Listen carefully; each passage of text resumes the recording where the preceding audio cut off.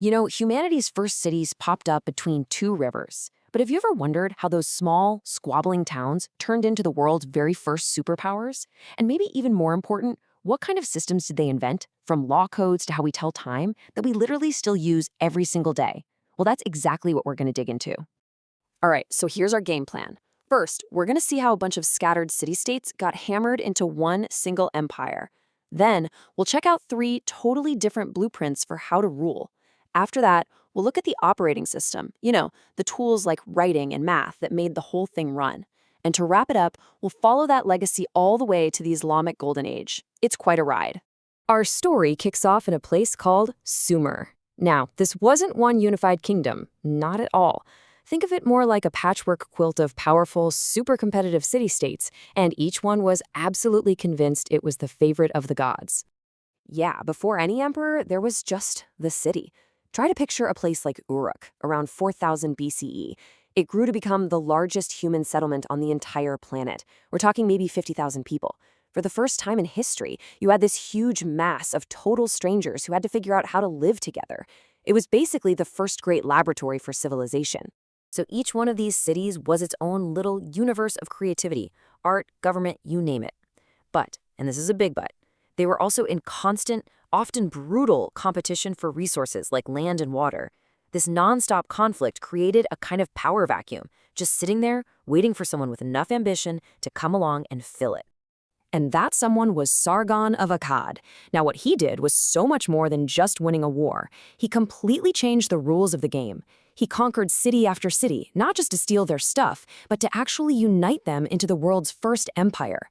This required a completely new way of thinking, a new political technology, a permanent professional army, governors who were loyal to him and not their hometown, and a single official language to glue it all together. Okay, but conquering a huge territory is one thing. Actually running it day to day, that is a whole other challenge. So let's take a look at three very different blueprints for how you control a vast, diverse empire. So how do you pull it off? How do you run an empire? This table really lays out three distinct models. First, you've got Sargon's Akkadians, who were all about centralization, sticking his own guys in charge everywhere. Then you have Hammurabi's Babylonians. Their key tool wasn't a person, it was an idea, a public law code that created a shared sense of justice. And finally, the Neo-Syrians. They perfected this terrifyingly efficient military machine, all funded by standardized taxes. Three empires, three totally different philosophies of how to hold on to power. The real genius of the Babylonian king Hammurabi wasn't what he did on the battlefield, it was this incredible insight. What if the thing that holds an empire together isn't just fear, but justice? He figured out that a shared legal code, one that applied to everybody, nobleman and commoner, could be the ultimate glue. So he had his laws carved onto these huge stone pillars for all to see. And its stated goal was right there, to protect the weak from the strong. Just think about how revolutionary that is for a moment. It's a public announcement that the king's power isn't just random. It comes with a divine duty to be fair. The Assyrians, well, they went in a very different direction. They perfected a system built on pure, raw efficiency.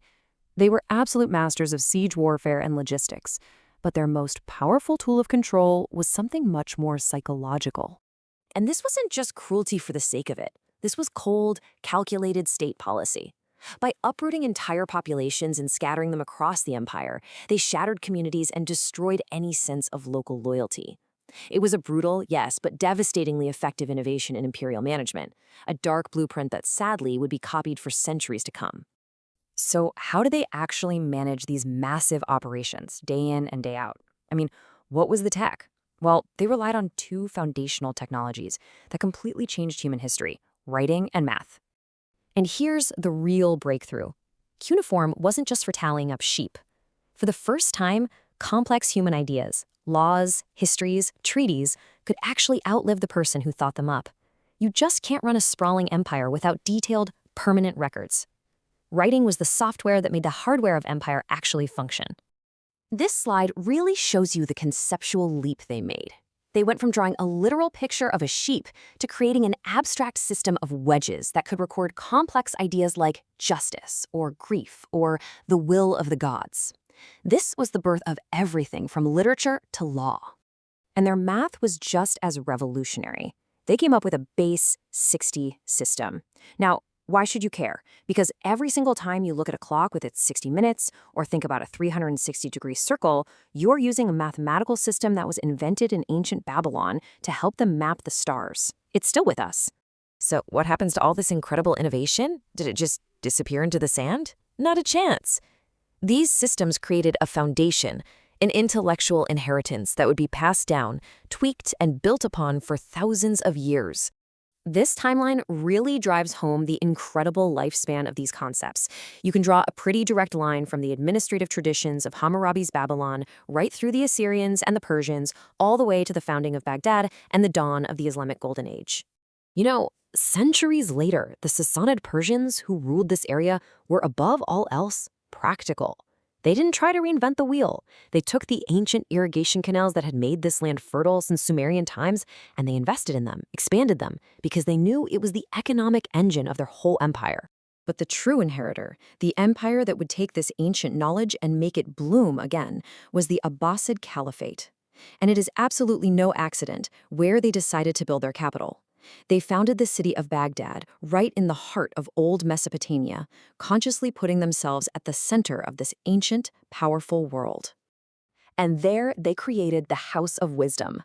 Now, this wasn't some dusty old library. It was an engine of creation. Scholars brought knowledge from all over, Greece, Persia, India, and they didn't just translate it. They argued with it, synthesized it, combined it, and in the process, created brand new fields of study. For instance, a scholar there named Al-Khwarizmi laid down the foundations for something he called al-Jabr, which we today call algebra. And this, to me, is the most fascinating part. They were completely aware of their unique place in history. They saw themselves as guardians of this ancient legacy, standing at a crossroads of civilizations. They felt it was their duty not just to preserve the past, but to use it as a launchpad to build something completely new. Which really leaves us with a final thought to chew on. From our 60-minute hour to the very idea of a written law code that protects everyone, it just makes you wonder, how many fundamental parts of our modern world still carry the DNA of these ancient empires, still echoing the marks that were first pressed into wet clay thousands and thousands of years ago?